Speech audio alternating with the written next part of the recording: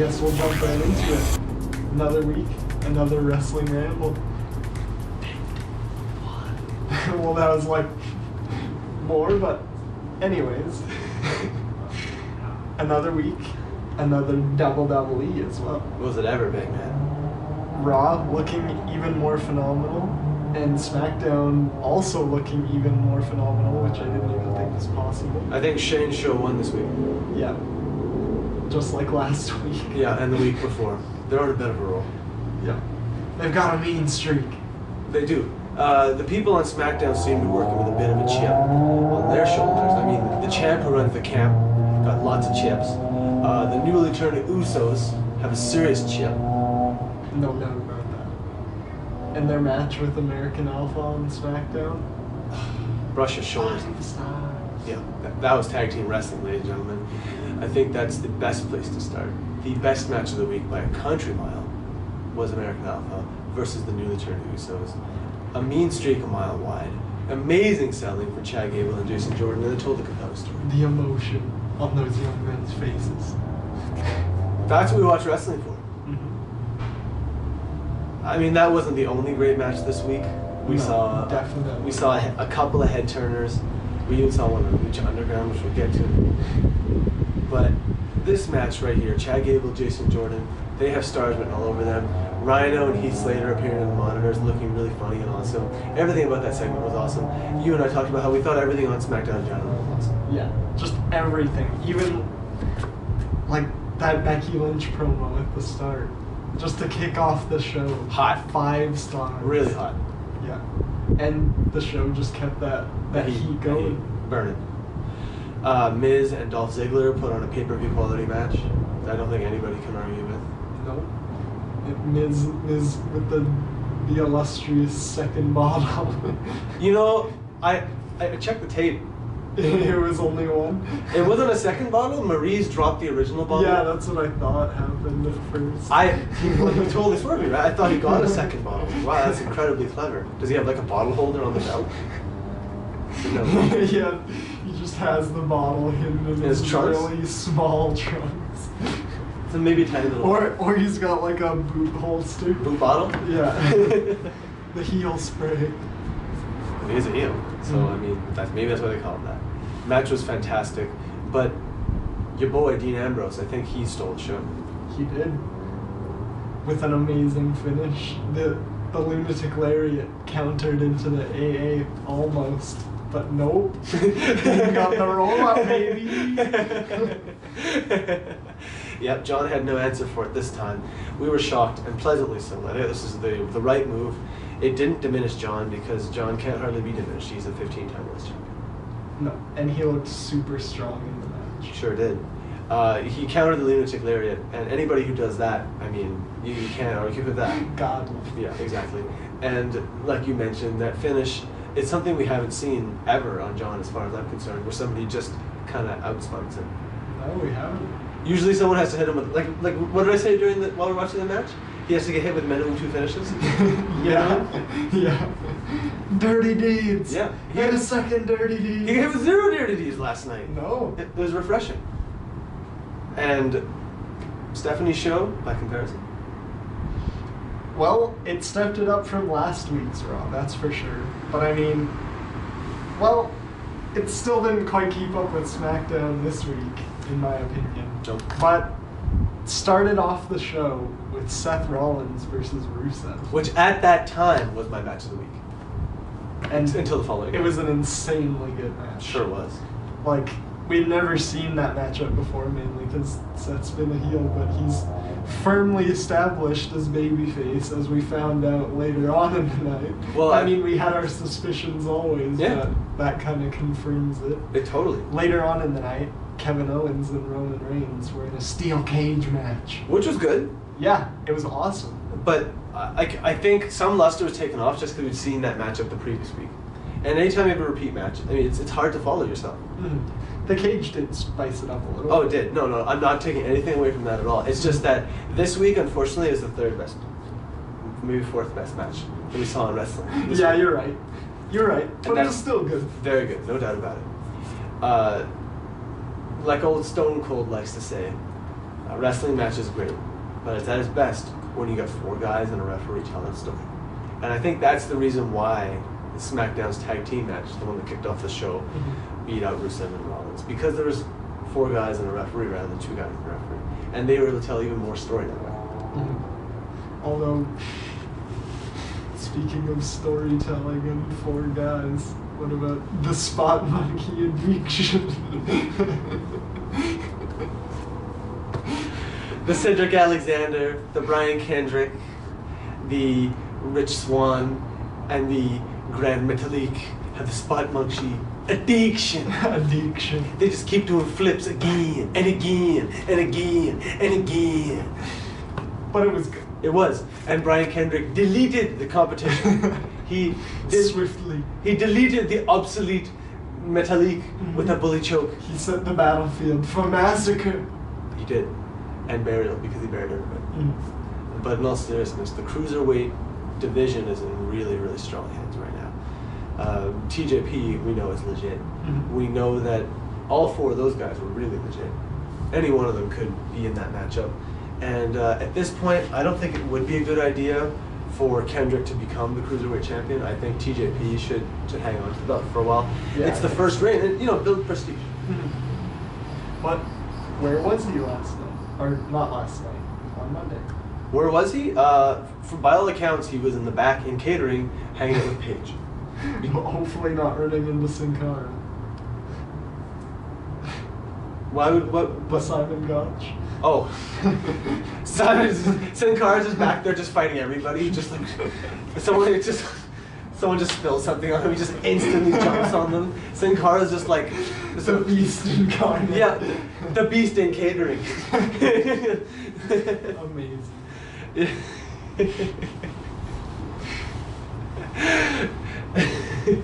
That's one rumor we should totally perpetuate.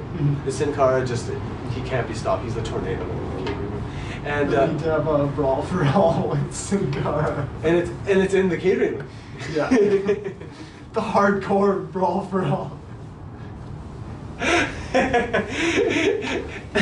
And the championship title is Apron?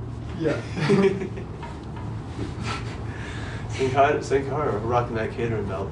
But anyway, yeah, TJP was in the back with Paige. Neither of them were on television. We expect both of them to be on TV next week. For whatever reason, Vince didn't have time for them. There was a packed show. There was a lot to do. So, how about that United States title? Who knows right now? I mean, Roman's in a match for it at Night of Champions, or Clash of Champions, whatever it is. Yeah, Clash of Champions. But yeah, do you think he's gonna go over? Roman? Yeah. Yeah. Yeah, I believe it. I do. And I feel like he's gonna hold that United States title for a good long time. I honestly feel like they're gonna put Roman back through the meat grinder all over again. We saw that Dean Ambrose, the previous WWE World Champion, he held the United States title for 351 days. And I have a feeling that Roman is going to be made to do similar sort of things. They're made to go through everything all over again until he gets back to the top of the mountain. Like Dean Ambrose said on Talking Smack this week. Then he'll get bro kicked off the top of the mountain. Yeah, he probably will. Well, the confetti's fine. Yeah. Yeah, but like Dean said this week on Talking Smack, I think his exact quote was, "I just main evented the last 400 frickin' days in a row." And it's true. Yeah. He's always the guy. The man has a point. Yeah, the man has a good point. Say what you will about Dean Ambrose, but he is absolute fire when he has a microphone and a hot camera. That match with John Cena, I thought, showed more dimension to his wrestling ability, and I hope we see more of that. By comparison, Rusev and Roman Reigns, I feel like that's going to be a great match. Rusev hasn't really done a lot to elevate the United States title. Not his fault, of course, just booking. So I feel like WWE is going to change up, and we're going to go a different direction there. So we'll see how that goes. Yeah, we will. Now I guess we should jump in to the Lucha Lucha. We definitely should go back to La Templo and explore the origins of these secrets that were revealed on this previous episode. Where we found out about Piedra Immortal and the Amulet of Destiny. And the war that's bigger than both of us. Yes, it's bigger than all of us. Yeah. Where does it stop? Who knows? I don't know. Maybe we find out this week. Hopefully we get some answers. On El Rey Network. Hopefully, man. Hopefully we get to see Aerostar back again in the temple. We haven't seen him for a while. Maybe some Drago. It'd be nice to see the Dirty Scoundrels, Evans, Thaya, Mundo, and company. Mm-hmm. And the mysterious fourth. Yeah. Who's the mysterious fourth person? We'll find. Oh, Justin Gabriel's person. Or sorry, the Lone Dare PJ Corbin. My bad. The Lone Dare. And I really like Dr. Wagner Jr. with Famous B and Brenda. That's good stuff. Mm-hmm. But the best stuff of all, let's sit down and chew through all the story that we uncovered. And here, sitting at this ancient castle, talking about these ancient revelations is highly appropriate. Mm-hmm. So the people at Lucha Underground had the audacity to craft a story where the characters...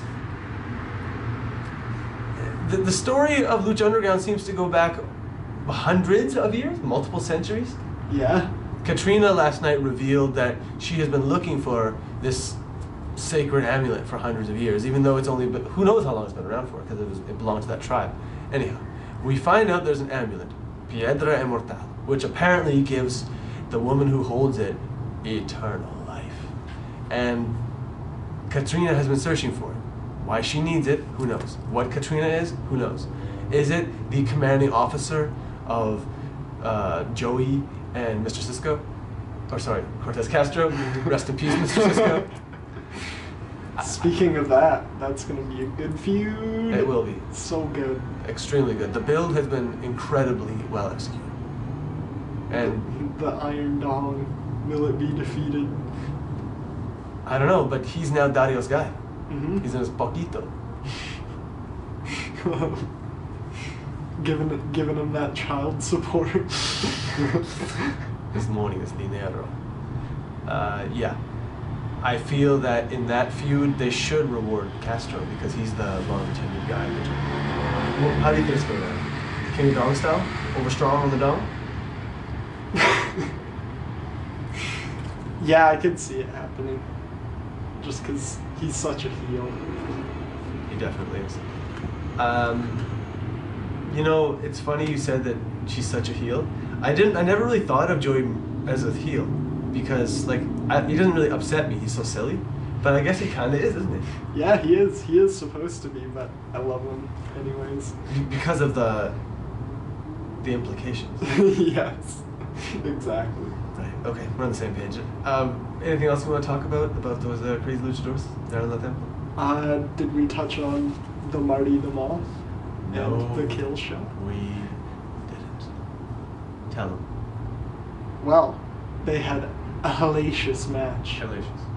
For, I guess it was just for his dog tags, I guess, or just to finish it off. Unrelenting. In a weapons of mass destruction match where the ring was basically just covered with various military equipment or like military equipment. And there was some blows with a 50 caliber machine gun. Oh, yeah, that 50 cal, huge. Yeah. Unbelievable.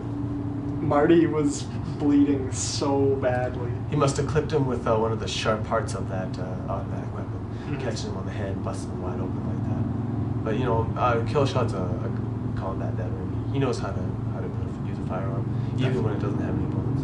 So that's my reasoning for how he busted him so effectively. And then getting dropped on top of those ammo boxes, just merciless. And the finish, best of all, after climbing to the top of the ladder, Marty the Moth and Killshot. Killshot ripping the dog tags away after he kicked Mariposa through a table off the ladder. And then the final blow, the double stomp, off the top of the ladder, through the table to Marty the Moth. You have to see it to believe it. He killed the Moth. He's dead. Rest in peace, Moth. And that was the finish for last week's lucha. Killshot overstrong, got the dog tags back. Mm-hmm. Maybe he'll cross paths with Pentagon. Just a little side note, Killshot might want to let those, like, put those dog tags in some alcohol or something. Yeah. Some ISO. Yes. Get some 99, soak those for a minute. Mm-hmm. No doubt about that. Marty's unclean. Creepy bastard. Yeah, no doubt about it. The looks on Melissa Santos' face said it all. Good storytelling. Yeah, absolutely. 5 stars. Yeah. Before we head off into the darkness for another night, the last thing I want to talk to you about was the revelation now that we're seemingly going to be seeing both Cody Rhodes and his wife wrestle for TNA. So I just want to ask you 3 questions about that. Mm-hmm. Number 1, has Cody already seen the peak of his career? Like if we look back on this moment a couple of years from now, maybe 10 or 15 years from now, will we look back and say, his WWE run was amazing, but then TNA and afterwards? Or is this, or what's your feeling? I mean, he could always go the way of Kurt Angle, because like I heard Kurt Angle did pretty damn well on TNA. Mm-hmm. So, who knows? My personal opinion, because I think Cody is really, really talented. I honestly think that he's going to become successful as an actor. Yeah, I can see that.